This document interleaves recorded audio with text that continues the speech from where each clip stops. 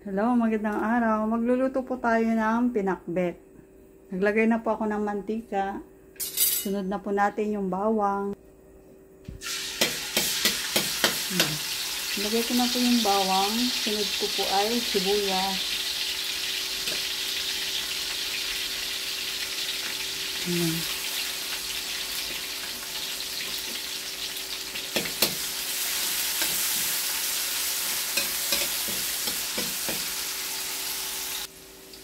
Kapag medyo brown na yung bawang, tapos naamoy na po natin yung mabangong aroma, sunod po natin yung kamatis.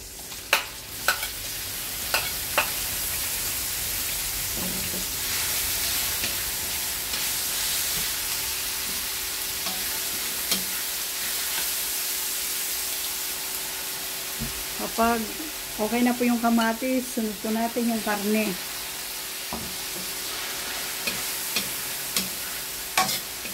Isa-isa lang po hanggang sa maluto yung karne.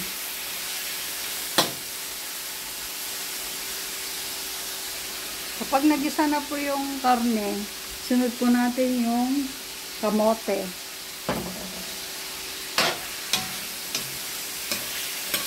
Masarap po ang pinakbet kapag may kamote. Manamis-namis po yung sabaw. Tapos, takpan po natin para madaling maluto. Buksan na po natin. Ito yan. Ating ginisang karne at kamote. Tapos, lagyan po natin ng konting tubig. Lagyan po natin ng konting tubig.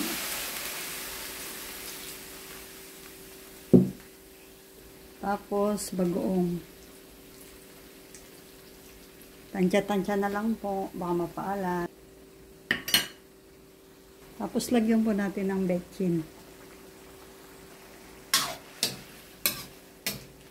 Tapos tikman po natin.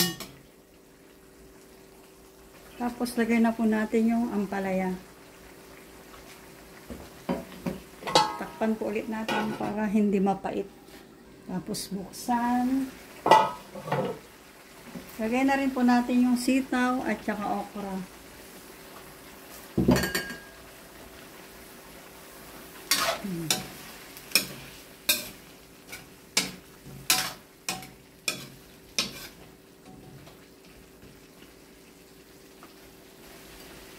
Tapos lagay na rin po natin yung talong.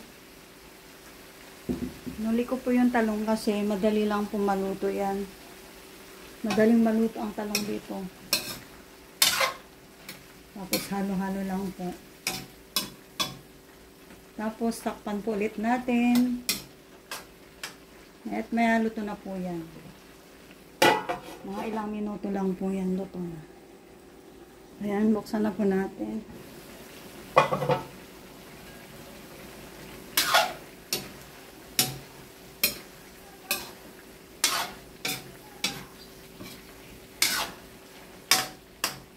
Ayan na po yung pinakbot nyo naman.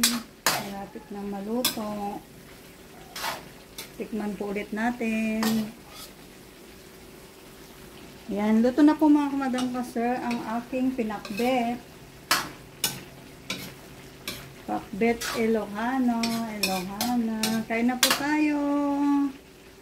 Thank you for watching. Bye-bye. Pinakbet.